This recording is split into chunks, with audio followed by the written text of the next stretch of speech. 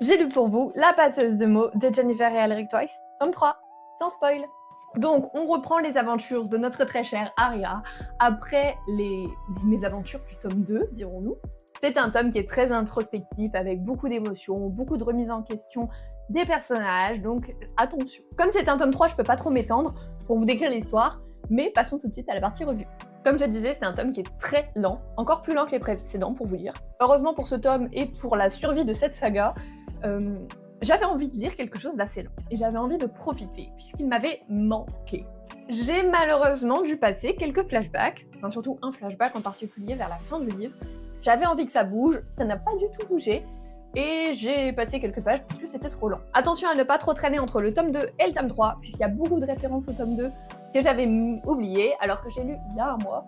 Et si vous n'avez pas aimé la fin du 2, je ne vous conseille pas de lire ce tome 3, puisque on repart exactement sur les mêmes bases qui ont été laissées dans le tome 2 à la fin. Et moi, comme j'avais bien aimé, ça a été, mais si vous n'avez pas aimé, passez votre chemin. À ce livre, je mets la note de 7/20.